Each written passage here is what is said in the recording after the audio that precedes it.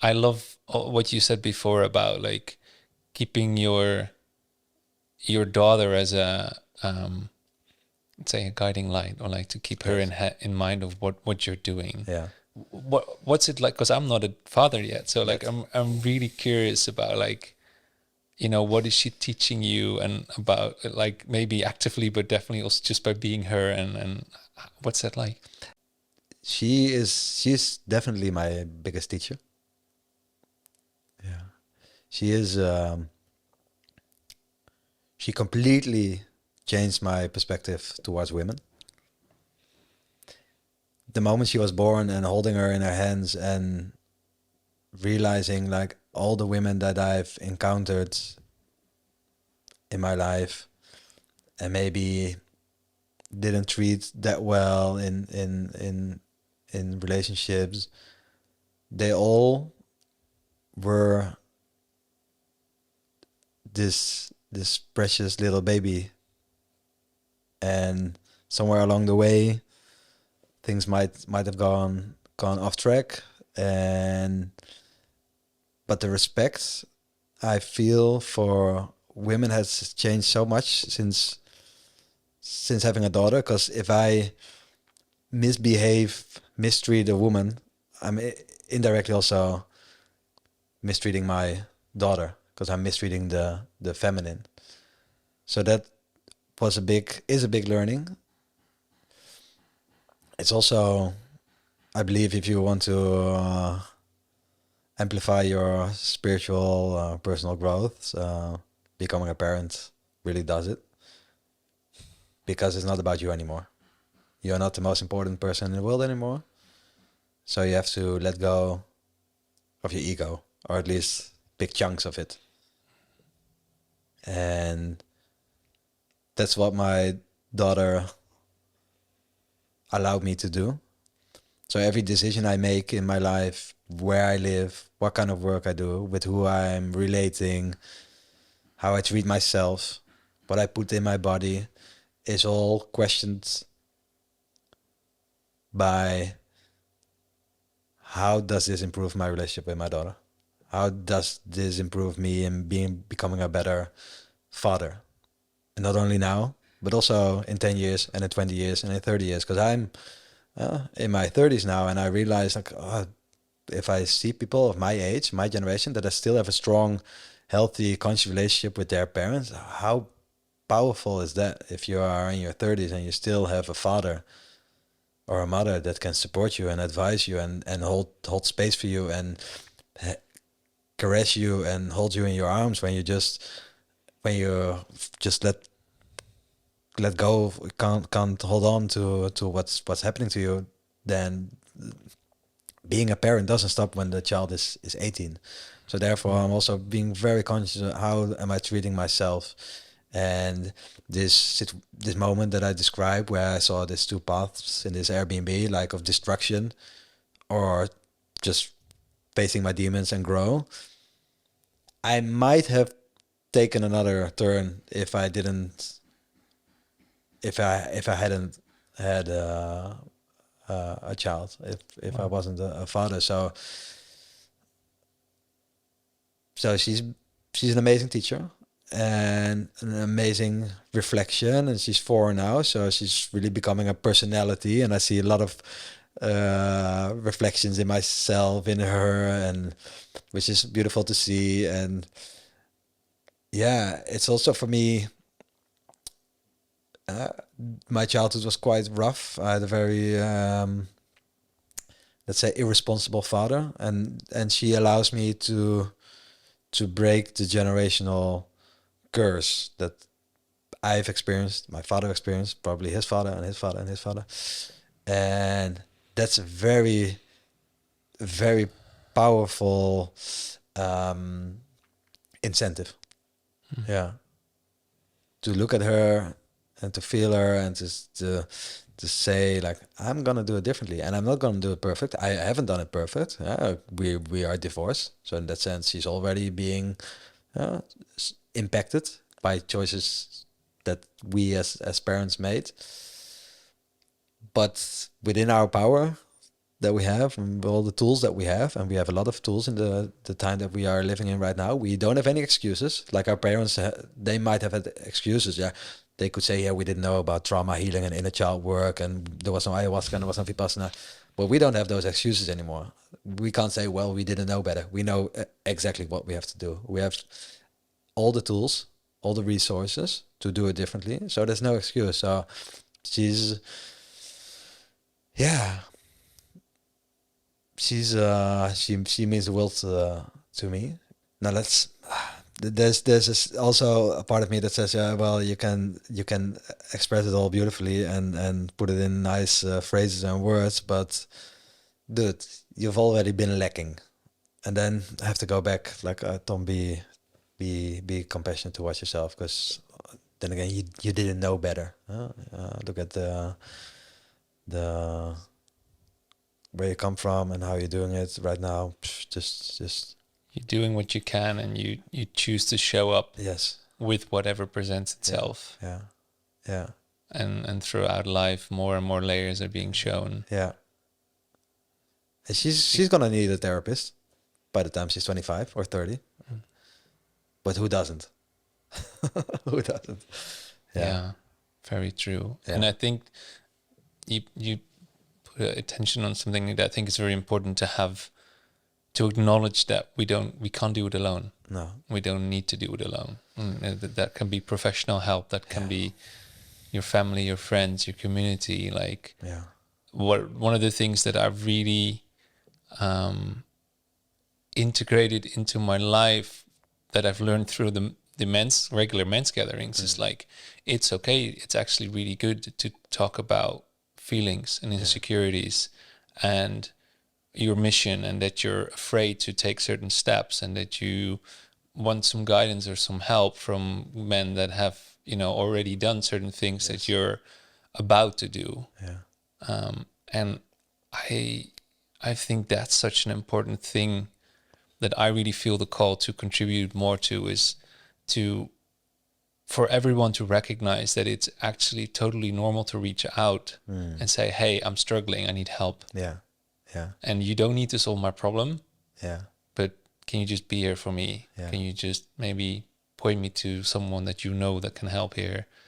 Those kinds of things. If we can make that more normal in our society, because just how much it's happened that there's a man coming for the first time to a gathering and expressing a version of, I've been keeping this a secret, or like I felt like I haven't had someone to share this with for 10 years or 20 years or 50 years.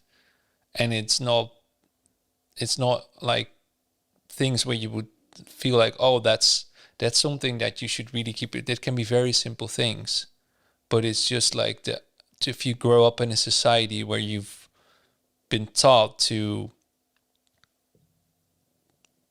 stand in line, to only, you're only allowed to talk when you raise your hand in school, and only allowed to go to the toilet in certain moments. And like, we're being programmed to do certain things and not do certain things. And if you're not being taught about emotional, intelligence, or like, the wisdom of the body, and learn to talk about emotions and all those things in school, for example, which, well, we definitely didn't learn that. I'm not sure what's happening now, but like, we definitely didn't learn that, like, when we were young, let alone the generations that went before us. So it's really about, can we normalize this more? I think there is a lot to gain there, and a lot of opportunity for more connection, more honesty to ourselves, to each other, to carry each other a bit, to help each other. How is it for you? So when you talking about being a father and looking at schools, thinking about this matrix system, there's a lot of different ways you can go at it now. Like, there's different choices. What do you feel like is important, and where do you feel like it's going to be okay no matter what? Because there's also this part of life, the idea of like, we can, we know that we we can trust that whatever needs to happen will happen, and it's also going to be okay. Yeah, maybe one way is to just be honest with your child and say that everything you learn in school is not necessarily true. And I mean, you have the option to raise your kids at home and do homeschooling, which looks very nice on paper, but in to put it in practice is very demanding and will take a lot of big sacrifice of your life, or you have to do it with a big group. I think, well, selection of school is very important, and to check up front how they address certain topics and how much certain agendas are ingrained in their education system. But then also again, don't put too much, put all the responsibility on the teachers. And also the moment you're at home with your baby, with your child, to also teach them and learn them and make them connect with their body and maybe experience with meditation, even though they are just 8 or 9 years old. She's not there yet, but just to be very honest about the stuff. And you said about the school system where you have to sit still and raise your hand if you want to talk or need to go to the toilet.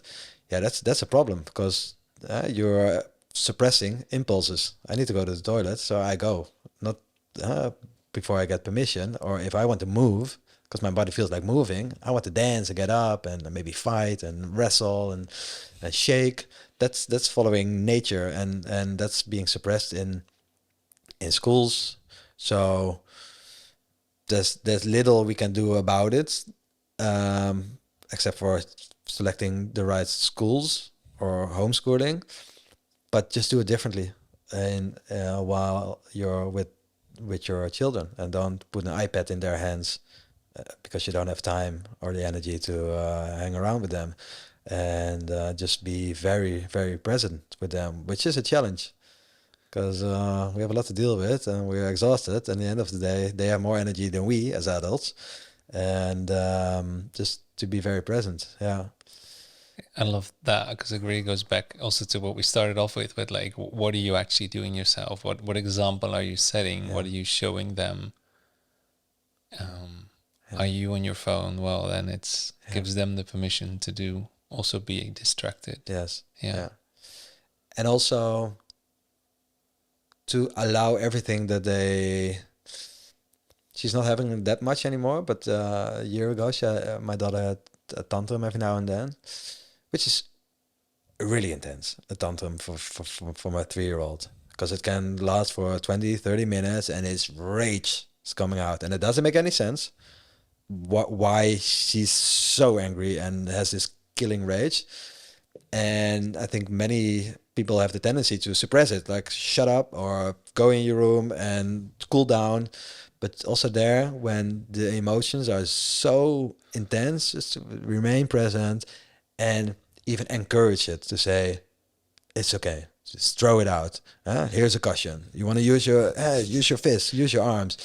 And to learn that at a young age, that whatever the emotion is, it's all good. If you want to scream, you scream. If you want to cry, you cry. Because the reason I'm saying this, I've been suppressing tears for years because of the conditioning, and also because I learned at a very young age that showing my primal emotions would result in punishment or isolation.